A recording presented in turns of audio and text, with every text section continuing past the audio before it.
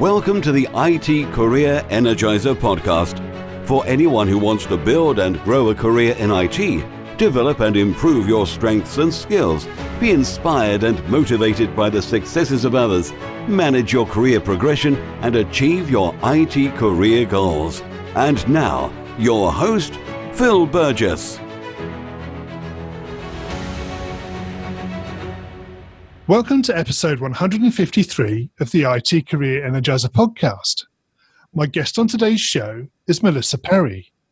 Melissa is a product management coach and consultant and founder and CEO of Produx Labs. She has trained organizations and teams on product management best practices and has spoken at more than 30 conferences in 14 different countries. Melissa is also author of Escaping the Build Trap, as well as launching her own school, Product Institute, in 2016. So, Melissa, can I ask you to expand on that brief intro and tell us a little bit more about yourself? So, as you said, I run a company called Produx Labs. It's a product management consultancy. So what I spend my days on has varied over the years, but I work pretty much daily with the C-suite of growth stage companies, so CEOs and chief product officers and CTOs, helping them understand how to strategically scale their organizations in a really fast-paced environment where they're adding people every day and they're figuring out how to standardize things. So we set up product management organizations there. We set strategy with them. We help pave a path for the future of their company. So we have a partnership with a venture capitalist firm called Insight Partners. We work with all their companies and places outside them as well. On the other side too, I do a lot of product management transformations in large enterprise companies. So my team comes in and we train all product managers who are in that role for the first time. I work with the executive team to really understand how to set up a good product management organization, how to make sure that we have the right people in the right roles, we have the right strategy set, we have the right organizational setup, and we have the tools needed to be successful there. So most of my day is about consulting and trying to really solve interesting problems in product management, all the way from building a career in product management, all the way from starting out to being a leader at any type of organization. Great. Okay. So, Melissa, can you maybe share a career tip, one that the IT Career Energizer audience need to know and perhaps don't? So my career tip, and I think the top one that I got, was always go somewhere where you can learn from somebody who is there. So especially with product management, it's such a new role and it's a new field. And I see a lot of people go to startups to be the first product manager, or they ask me, like, should I join Google as an intern with product management? My tip for that is really to go somewhere where somebody's done it before. They're going to take you under their wing and you're going to learn from them. And I think that's the fastest way to hone your craft and really learn how to do it well. Right. So do you have any specific advice for anybody who may be looking to get into product management? There is no really good path to get right into product management. So most of the people that we've worked with are in large enterprises where they went through a transformation. They were kind of like, ta-da, you're a product manager now. So those people happened up in those roles, whether it was the best for them or not. So that's been the fastest way for people to get in. A lot of startups will hire people as their first product manager and basically be a do-it-all person. What I found is that great product managers, so if you go online and you follow some really great product leaders who are out there, CPOs of organizations, a lot of us are trying to create apprenticeship models or associate PM models to help grow and bring people into that career. So I would either look around for a product leader you really admire, somebody that you want to learn from, maybe reach out to them and see if they have any open positions in an associate type role so that you can scale and learn. Or the other route is to go into an organization in an adjacent field. So whether that's in user research or UX, if you're a designer in design, or if you're an engineer, and then make it known to them that you want to learn more about product and see if you can form a career path into that. Right. Okay. So in terms of the sort of the evolution that's going on around product delivery, is presumably product management is quite a growing area as well. Yep, definitely. It is probably one of the most in-demand jobs that we have seen around here. I try to get people into it. Unfortunately, without those regular career paths or breaking into it, it's a little hard to figure out how to get started. So those are all problems that we're trying to solve with the organizations we work with and with ourselves at Produx Labs. but it is a growing field, and it's some of the highest paid fields in the technology industry as well. And it's really, really in demand because it's been hard to find people who have a great background in product management and who've done it before. Yeah. Okay. So, Melissa, can you tell us about your worst IT career moment and what you learned from that experience? I think the worst career moment that I had was I was a product manager in a company. It was a marketing platform, and I really butt heads with the CEO there. So I went in with this, attitude of I've done this before. I know how it's good. I know what good product management looks like. I had started teaching it to other people. I was really about experimental methods. And when I walked into that company, I was a little bit of a know-it-all. And the CEO was very much a typical founder, like, we're doing it my way, and this is how it's going to be.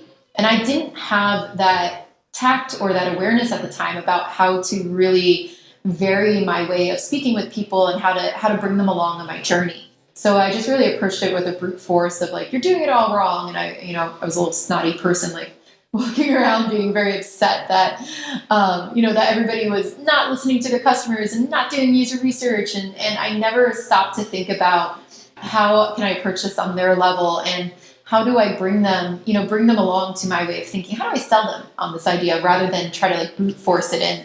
So that I butt heads. I did not make any friends there. I got into a lot of arguments with people, and I was miserable. Like I did not have a great time at that job because I just really approached it with the wrong mindset. I started towards the end, after like about 6 months or so of that job, I started to really learn how to refine my approach. But it was a hard, long journey, and I lost trust in the people. The people I worked with lost trust in me. So I'd really suggest anybody who, goes into a company, even if you look around and you don't know why people are doing things, like always try to approach it from the perspective of the other person. Like put yourself in their shoes, have empathy for them, try to figure out what they're thinking about, and then try to sway them to your side, right? Try to sell them. And that's a lot of what we do today in consulting, is really try to make sure we understand people's positions. And that's a really good leadership too. No, agreed. I think the last point in particular is really understanding why people do the things they do. On face value, it may not make any sense to you, but once you understand the reasons, it becomes easier to comprehend why things happen the way they do. Yes, definitely. Okay, so moving away from your worst moment, can you perhaps tell us about your career highlight or greatest success? One of the biggest achievements for me, I think, was really... it was early on in my career. So one of I guess let's make it my epiphany moment. It's the thing that made me do what I'm doing now.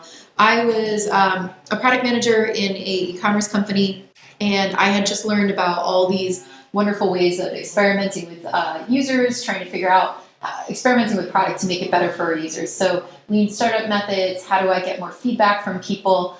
And I got buy-in from my boss to run some experiments. And what had happened previously is that we had a CEO who come around and say, like, go build these things. And we'd all jump and we started building it. And when I started experimenting, we started getting data on whether those things would actually work or not.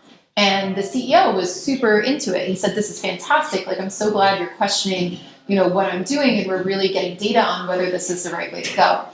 So that to me was the thing that set me on this path of like, how do we do product management well? How do I help other people do this type of product management? And really kicked off my career. But that moment, even like as it was fairly early on in my career, was a really pivotal moment and a great success for me, because I was able to position myself in the organization as a leader, as somebody who is doing things differently, and start asking really hard questions of our management team. And the management team responded really, really well to it, just surfacing that data and trying to get people to be a little bit more scientific about why we did the things we did. Sure. So I presume you're able to do that because of the culture within that organization as well. It wasn't a particularly different culture than many of the other places I've seen. I will say the leaders were more open-minded than some I've run into, but it wasn't vastly different. I think it was the way that we approached it. Instead of just saying, instead of going out and telling everybody, I'm going to do this and I'm not going to build your things, I'd come back and say like, hey, if I take, you want to do this thing, it's going to cost us, X $100,000 with the development resources we have. but I'm not sure it's really going to work because X, Y, and Z. How about I take 1 week and test it and get some feedback, and we feel a little bit more sure about that spend? And they were like, yeah, that makes total sense. Like, that's logical. Why would we spend money on things that we don't want to do? So I think the culture was supportive to logic, right? And I think it was also about making compelling arguments, and that's really where I learned to phrase my ideas or the way that I wanted to approach things in a more scientific format or a more business case type format where we got buy-in. And I think that was particularly helpful there. And I also did have a boss. Like I did have a boss who was very receptive to me trying new things and to doing that. The first one was a little hard to convince, but after they saw the results, everybody was like, yeah, keep doing that. That's great. Yeah. Okay. So, Melissa, what excites you about the future of the IT industry and careers in IT? I think it's evolving so much. So what you're seeing right now is, traditionally we had project managers, we had business analysts, and we had developers. We had system admins, we'd have website admins. Now it's becoming so much more dynamic, and there's so many different roles to specialize in. You can be a specialist or a generalist, but you're seeing the emergence of, UX designers, and not emergence, but like you're seeing growth of those careers in UX design and UI design and data analysts. And I'm really excited for more of these data analysts to get on our team. Their data engineers make such a huge difference in my life as a product manager and the growth of product management. So there's so much more opportunity for people who may not be in just a programming background to get into technology. And I'm really, really excited to see where that goes. Are there any particular technologies that interest you or direction that technology is going? I think there's a couple of things going on right now. I think ethics is playing like a huge part in the technical products that we're seeing, like especially with Facebook, Google, this privacy of data. How do we do that? As technology becomes more dominant in everybody's life, and all these things are everything we're doing is starting to move online, right? From Apple Pay to just the way that we've been networking for a while on it, but like networking, everything lives on technology today. How does that shape up in a world where that grew really, really fast and maybe we weren't ready for it? But I think we spent so much time in the past looking at the technical complexity of all those things, like how do I build Apple Pay, instead of like the ethical ramifications of sharing data, of doing advertising, these types of things. So I'm really excited to see how that shapes up in the future and how companies really rise to deal with those issues. Yeah, there's certainly some technical challenges there, I'm sure. So we'll see how that turns out. Okay, we're going to go into the reveal round now. We're going to find out a little bit more about you and the way you think. You ready for this? Yep. So what first attracted you to a career in IT? Ever since I was really little, I remember the first time I ever wanted to get into IT. My dad had a magazine with Bill Gates on the cover of Fortune, and he was like, you should be a computer programmer. Like, that's what Bill Gates does. And my uncle worked for Microsoft, and it was like a really big thing in our family. And he was like, you should do that. And I was like, I like playing on computers. Like, sure. Like, let me start thinking about that. And, that was super early on. And I kind of just took it from that path of, I was really interested in computers and technology. And I liked figuring out how they worked. I liked tinkering on them. I wasn't necessarily somebody who took apart computers and rebuilt them or anything like that. But I just liked how you could do so much more with computers. So I got really, really into that in school. And I pursued like a career in engineering. And I just kind of went from there. And I had a pivotal moment, I think, coming out of college of like, what was I going to do? And a lot of people from my major, even though it was engineering, it was operations research engineering, a lot of data and statistics. A lot of people were going into investment banking and doing finance side, but I always really liked the technical side of things. I wanted to stay closer to building products or working for a software company. And I tried to get into banks on the IT side, and I didn't particularly like it because I felt disconnected from the business. And then I ended up in some startups where technology was the business, and I found like a very good home there.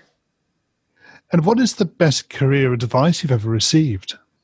The best career advice I ever received was really to go somewhere where I was going to learn. So something that stuck with me early on was I was at like a panel right after I graduated college, and there were some women leaders there, and they were saying, are you ready to earn or are you ready to learn? Like, which phase of your career are you on?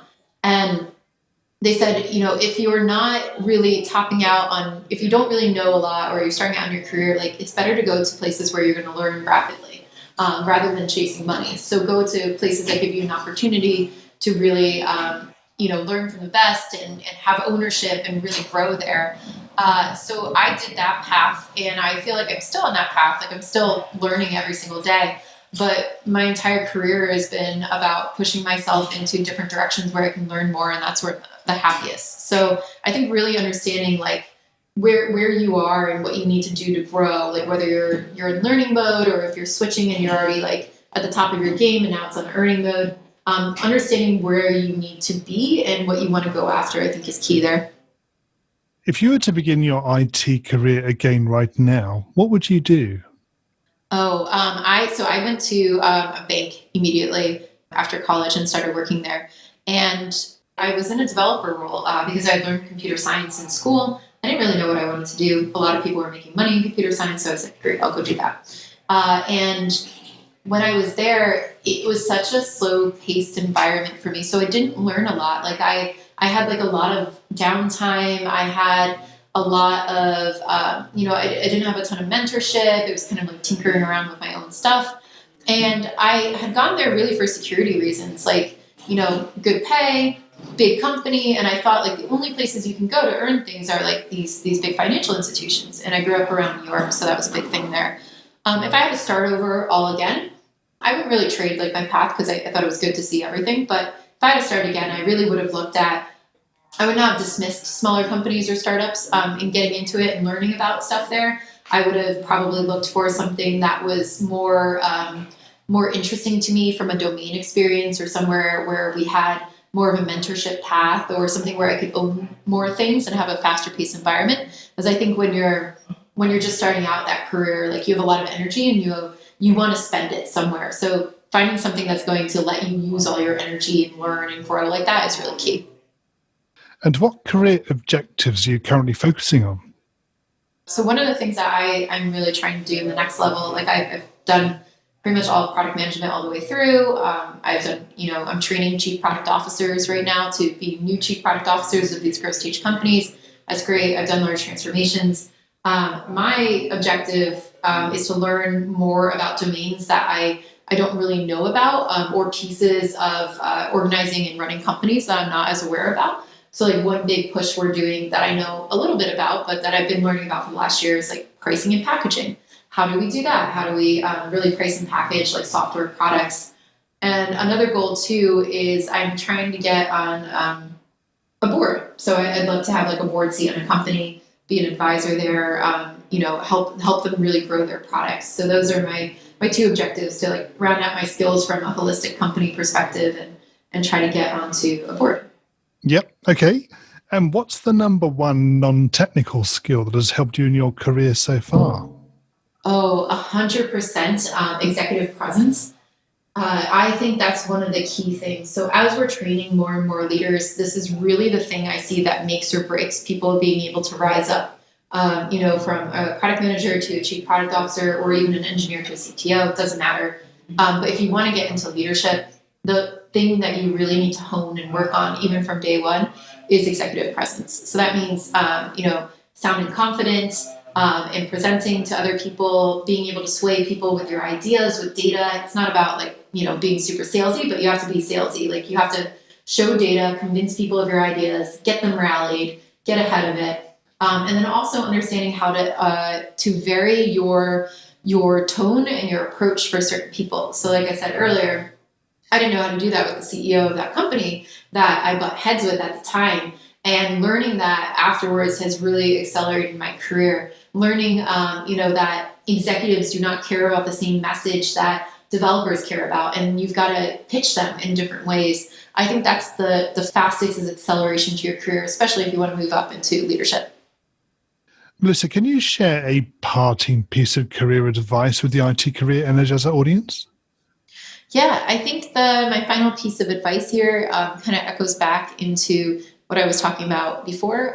Go somewhere where you can really find excellent people and learn, especially as you're starting out. Find somewhere where you're going to be in an environment where you're not just by yourself, because then you have to you have to figure out and go outside of work to really learn. And that's like a lot of effort, which is great. And I really applaud people for doing that. But you're going to accelerate so much faster if you surround yourself by really, really smart people who've done this before.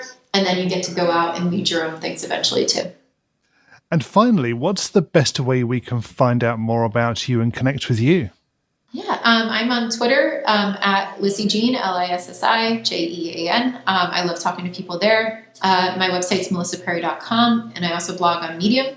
And then feel free to connect with me on LinkedIn, and I post some things there too. Melissa, thank you so much for joining me on the podcast today. It's been great chatting with you. It's been great chatting with you too. A quick thank you again to my guest on today's show for sharing their career tips, advice, and experiences. You'll find a show notes page for today's episode on the IT Career Energizer website, which will be itcareerenergizer.com/e and then the number of today's episode. Now that there are 3 new episodes of the show every week, make sure that you're subscribed to the show so you don't miss out. And don't forget to join the new IT Career Energizer community group in Facebook. If you're enjoying the podcast, it would be great to hear from you and to learn about your own career journey, your successes, opinions, and thoughts on the future of the industry. Thanks for supporting the show, and remember, if you're not growing your career, you're slowing your career. Thanks for listening to the IT Career Energizer podcast. To find out more about building a successful career in IT, visit itcareerenergizer.com.